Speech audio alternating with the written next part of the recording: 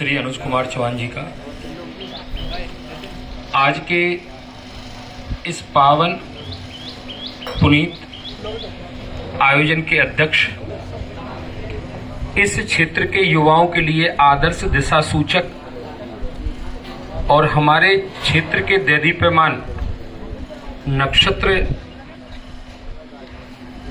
बाबू बीरबल जी और मेरे से पूर्व अनुज जी ने स्वागत कार्यक्रम में जिन अतिथियों का उनके पद, नाम और उनके व्यक्तित्व के आधार पर परिचय कराया, उन सभी के व्यक्तित्व को अपने अभिनंदन के स्वरों में समाहित करते हुए मैं आपका स्वागत और अभिनंदन करता हूं। आज यहाँ राष्ट्रपिता महात्मा गांधी और पंडित लाल बहादुर शास्त्री जी के जीवन के संदर्भ में, उनके जीवन दर्शन के संदर्भ में, उनकी मान्यता, उनकी विचारधाराओं के संदर्भ में जो अभिव्यक्ति के स्वर मेरे से पूर्व में प्रभुदयाल जी, अनुज कुमार जी और कुलदीप देशपाल जी ने जो अपनी अभिव्यक्ति दी, उन अभिव्यक्ति के स्वरों में अपने स्वरों को समाहित करते हुए 2 से 3 मिनट में अपने वक्तव्य को विराम दूंगा। बाबूजी, मेरा मानना है कि जब व्यक्ति, जो हम अपना जीवन जी रहे हैं,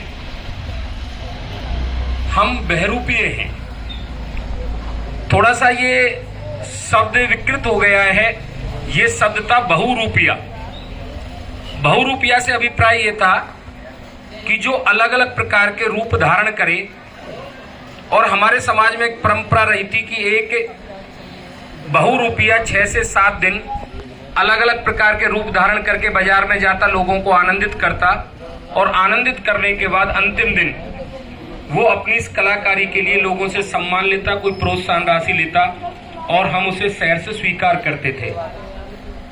तो आज प्रत्येक व्यक्ति एक बहुरूपीय की जिंदगी जी रहा है कि कहीं हम शिक्षक के रूप में, पिता के लिए पुत्र के रूप में, पत्नी के लिए पति के रूप में, बेटी के लिए बाप के रूप में, कहीं जातिगत संस्थाओं में जाति के आधार पर, सामाजिक संस्थाओं में अलग अलग व्यवस्थाओं के तहत, और राजनीतिक व्यवस्थाओं में अलग अलग भूमिकाओं का हम बहुरूपीय के रूप में हम निर्वहन करते हैं। लेकिन हमें बहुरूपीय के जीवन से एक सबक लेना चाहिए कि जब बहुरूपीय कोई चरित्र धारण करता है तो वो उसको जीता है, और जिस समय उसको वो धारण करता है उस समय उसी को वो जीता है।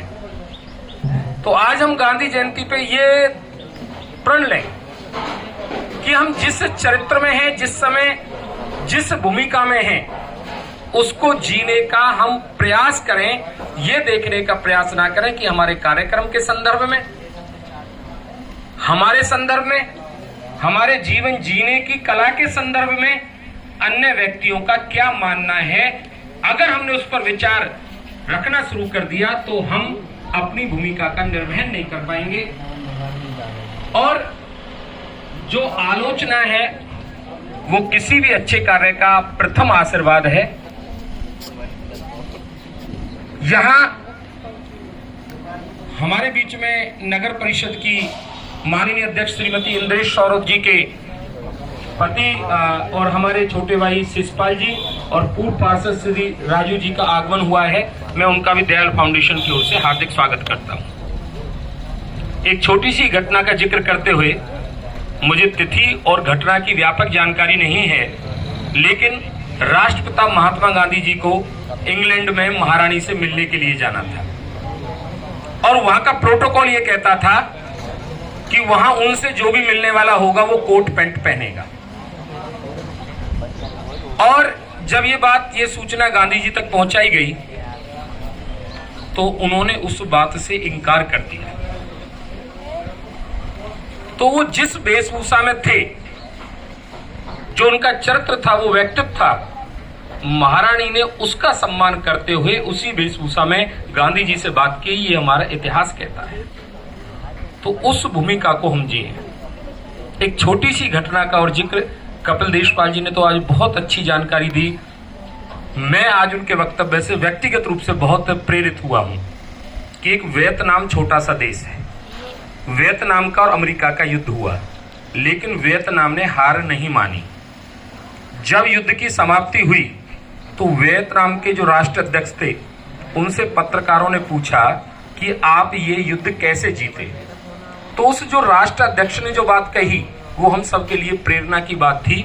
उन्होंने कहा कि मैंने इस युद्ध को जीतने से पहले भारत के एक शासक की जीवनी पढ़ी और उससे मैं प्रेरित हुआ, और वो शासक थे राजस्थान के महाराणा प्रताप।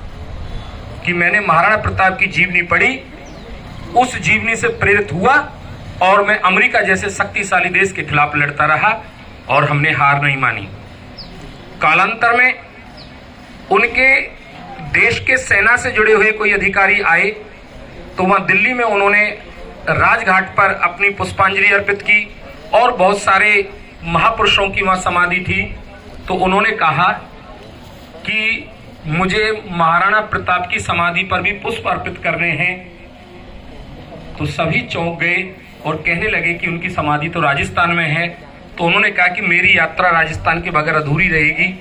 वो वहां गए और महाराणा प्रताप की समाधि पर ना केवल पुष्प अर्पित किए, अपने साथ एक थैला लेकर आए थे, वहां की मिट्टी ले जाने लगे। जब उनसे पूछा कि आप ये मिट्टी ले जाकर क्या करेंगे, तो उनका जो उत्तर था वो आज इस कार्यक्रम को बहुत ऊंचाइयों पर लेकर जाएगा। उन्होंने कहा कि मैं मेवाड़ की धरती की, महाराणा प्रताप की धरती की, उनकी कर्म भूमि की ये मिट्टी लेकर जा रहा हूं। इस मिट्टी को मैं अपनी देश की मिट्टी में मिलाऊंगा और अपने जो ईश्वर हैं, जो परमात्मा हैं, जिनको हम अलग अलग शक्तियों के रूप में मानते हैं, उनसे प्रार्थना करूंगा कि वियतनाम में भी महाराणा प्रताप जैसे शासक पैदा हो। ये लाल बहादुर शास्त्री जी की सादगी का परिचय कि देश के पहले और अंतिम गृह मंत्री ऐसे थे कि गृह मंत्री रहते हुए उन पर अपना निज निवास नहीं था। एक बार वो बैंक में गाड़ी का लोन कराने के लिए गए तो 5 से 7 मिनट में उनका लोन कर दिया गया। तो उन्होंने बैंक अधिकारी से जो बात कही वो आज के राजनेताओं को उस बात से सबक लेना चाहिए। तो उन्होंने कहा कि मैनेजर साहब, मैं आपसे बात पूछना चाहता हूं कि जितनी देर में आपने मेरी गाड़ी का लोन कर दिया है, क्या उतनी ही देर में इस देश के आम नागरिक को लोन की सुविधा आप उपलब्ध करा पाएंगे? ऐसा चरित्र था पंडित लाल बहादुर शास्त्री जी।